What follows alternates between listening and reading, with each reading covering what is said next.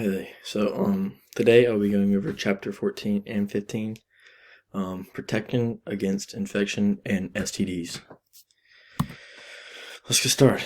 So first we're going to talk about infections, and like what is an infection and some factors that can help it occur. For an infection to occur, multiple factors need to come into play. There needs to be a suitable host. The immune system needs to be compromised. A disease transmitting agent needs to be present. And the environment is hospitable to the pathogen. Some factors that you can control that lead to increased risk of infection are your diet. You need to eat healthy. You need to take your vitamins. Just keep your body healthy, and your diet is a big factor in that. Stress, stress increases the risk of getting an infection because it damages your immune system. And then next, there's low amounts of fitness, that goes along with keeping your body healthy, keeping your body in good shape. And then lack of sleep. Sleep is also very important to keep your body healthy, like we've gone over in previous chapters.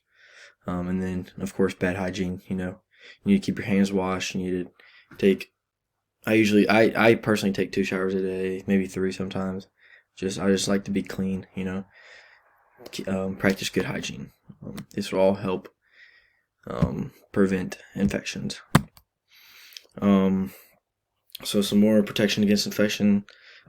Natural protection includes your skin. That's your natural barrier. That's what keeps infections and germs or just the outside world away from your body and your internal organs and stuff. And then of course your immune system. That's our defense against all these. Tears. Tears when you're crying. So you get something in your eye, boom, tears. That's washes out the bacteria or whatever got into your eye. And saliva does the same thing.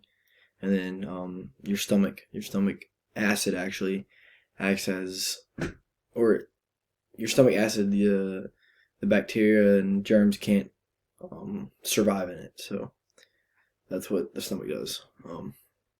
Next are vaccines, and I said they're major protection against disease and infection because they actually teach your body how to fight against that antigen. So, everybody's talking about the COVID vaccine, and that's actually a dead form of COVID-19, and it teaches your body how to fight against it. So when you actually get COVID, it shouldn't be as bad, and your body should know how to eradicate it.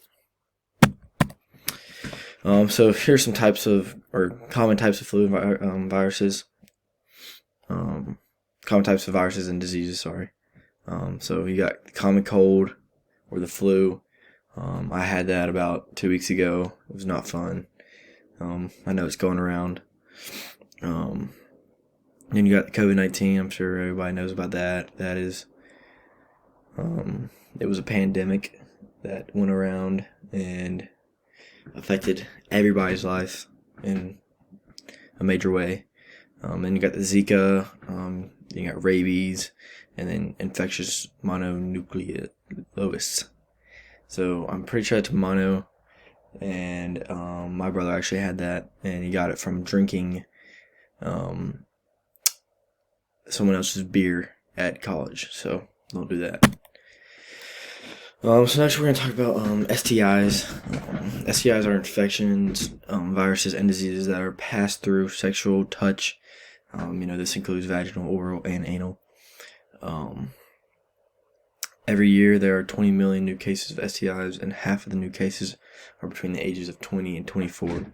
So college students are at a huge risk of contracting an STI because they are actually probably the ones that are most are trying to find who they are, basically. So they're experimenting. So if STIs are left untreated, they can cause dangerous consequences that can sometimes be life altering. And I'm gonna go over some of those. So a few types of STIs. First, we got chlamydia. This usually shows no symptoms, and if left untreated, it could affect the prostate gland in men and seminal vessels in men also. The cervix and fallopian tubes in your woman, and could cause damage to the heart. This is treated with antibiotics. So, most of these are treatable. There are some still that you'll have your whole life, but they can be contained. So next we got gonorrhea. Gonorrhea is a bacterial pathogen that affects the inner lining of the urethra, or genital tract and rectum.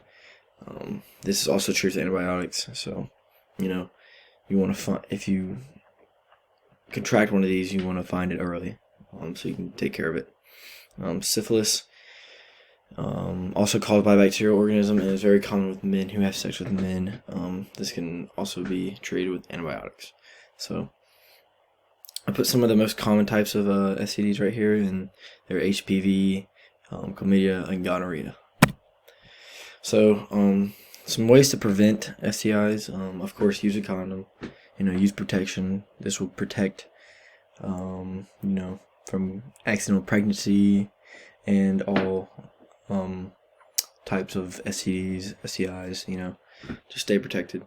Then, of course, get vaccines that are available. There are some vaccines available out there that can help you later on in life or now. So, I know some of them are required to take. So, get the vaccines that'll ultimately help you. So next, talk with your partner or whoever you're about to have intercourse with, or any kind of sexual activity with. You want to be informed, you want to be safe, and you want to keep them safe, and you want to keep yourself safe. So the only way to do that is to talk with them and, make sure they are being truthful and honest with you. And I said number 4, of course, be smart, whether that's just to, don't go around hoeing around, basically, and only have sexual, do sexual stuff with people that you can trust, and don't just go out and have random people, So there's some ways to prevent, and this says prevent, test, and treat. Talk about STIs with your partners, use condoms and safe sex, and then get the HPV vaccine, and then of course test regularly so what kind of STIs you'll have or STDs you'll have, and then treat. If you have an STI, get treated, and then help your partner get treated if you infected them. So here are my references, and thank you.